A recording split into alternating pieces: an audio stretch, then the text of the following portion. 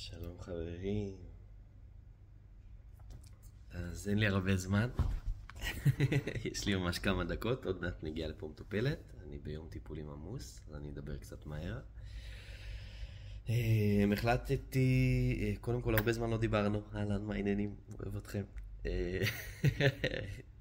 חשוב לי לחזור להביא סרטונים ולהביא ערך, וגם לתרגל דיבור אינטואיטיבי, במיוחד עם מה שעובר עליי או דברים שעלו בי. אז אתמול מישהי חדשה שהגיעה אליי שאלה אותי,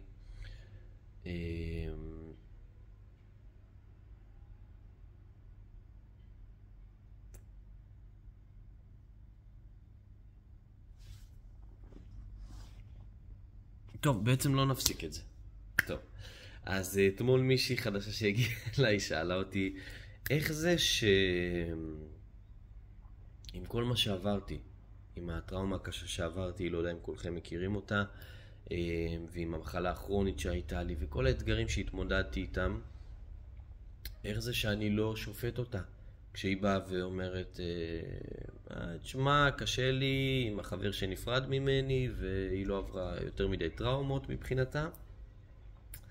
אז איך זה שאני לא אומר, טוב, מה היא מבלבלת לי את השכל עכשיו עם השטויות הקטנות האלה, מה היא רוצה ממני? כאילו, עברתי כל כך הרבה, היא כולה ילדה קטנה, היא תעבור עוד כל כך, אז מה... איך אני לא מזלזל בעצם בשיעורים שהיא חובה, בכאב שלה, בסבל שלה, מתוך ההתמודדות האדירה שהייתה לי. אז עלו בי כמה דברים. קודם כל, הטראומה זה לא באמת ההגדרה שלה. זה לא איך שזה נשמע. ואפילו לא העוצמה הרגשית של הדבר הזה לבד, אלא זה איך שאנחנו תופסים את זה, שמשפיע על העוצמה הרגשית של איך שאנחנו חווים את זה באותו רגע, או העוצמה הרגשית שמתעוררת בנו, חלקי כמה שאנחנו יכולים לשאת באותו רגע. חלקי בכלל כמה שהכלי שלנו גדול, וגם כמה שהכלי שלנו מלא. יכול להיות שילד צעקו עליו בבוקר ההורים, וגם הוא איבד את הפלאפון שלו עם כל הזיכרונות שהיו לו בפנים, וגם קיבל מכה אחרי זה, כי הוא חיפש את הפלאפון נורא מהר וקיבל מכה בזרת, ואז כבר היה לו עליו כל כך הרבה, והוא גם לא ישן טוב בלילה, ואז גם המורה צרחה עליו. זה היה בשבילו טראומה, ממש, כי הוא לא יכול לשאת את זה, זה היה כבר יותר מדי.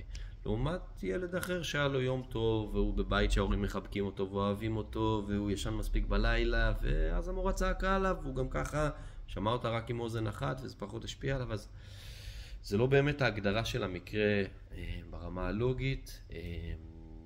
עוד סיבה זה שככל שאנחנו גדלים רוחנית, אנחנו רואים את האחדות, אנחנו חווים את הביחד, את האחד שאנחנו, ואז אתה רואה את מי שמולך כאתה, אז אתה רוצה לעזור לו, הלב שלך פתוח אליו, וגם אם יש לו שריטה ברגל, הוא לא שבר את היד, עדיין אני אתאמץ בשביל להשיג לו פלסטר. וככל שאנחנו באמת מתפתחים ומעמיקים את החיבור שלנו לעצמנו, להוויה שאנחנו, למי שאנחנו באמת מאחורי כל הסיפורים והחומר, אנחנו רואים את מי שנמצא מולנו כילדים שלנו, יותר ויותר. אני לא תמיד רואה את זה ככה, אבל פעמים שאני מאוד מחובר לעצמי, יכול לשבת מולי מטופל בן 80 ואני ארגיש שהוא ילד שלי. לא מבחינת הרמה התודעתית שלו, מבחינת זה שהוא הישרדותי, אלא מבחינת החמלה שיש לי אליו, הרצון שבי לחבק אותו, לעטוף אותו ולאחל לו טוב. בנוסף אני גם מהווה רחם.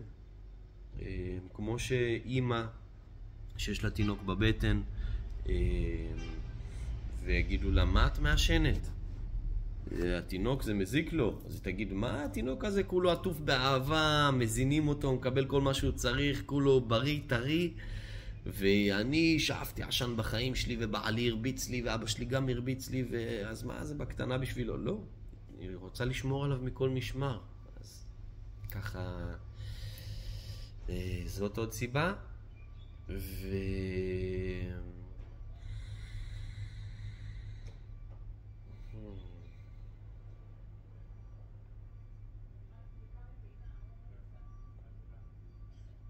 זהו, אני חושב שזה מספיק. מספיק לשכנע? תגידו לי אתם. יש לי עוד דקה.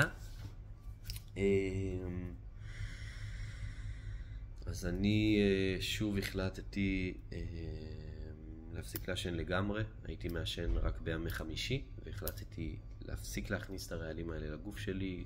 אני גם מתעסק בנשימה, אני לא רוצה לזהם לעצמי את הריאות. אני מרגיש גם שכל שבוע הגוף שלי מנסה להתנקות, מורעל, ואז מנסה לשחרר את זה, ואז עוד פעם אני מכניס לו את זה, אז לא עובד ככה. החלטתי גם להפסיק עם אלכוהול ולשתות רק יין, גם רק פעם בשבוע, למרות שבשבועות האחרונים בכלל לא שתיתי. הייתי חולה והרגשתי על הפנים ובשרשרת אפילו של חולי. אז טיילתי את זה למקומות חיוביים, של ללמוד מזה, של לקדם דברים שאני יכול בזמן הזה, של להתחבר לעצמי, של ללמוד עוד יותר להיות רך ולאזן את עצמי, כל האש שעבדתי עליה בזמן האחרון. אוהב אתכם מלא, ושנ...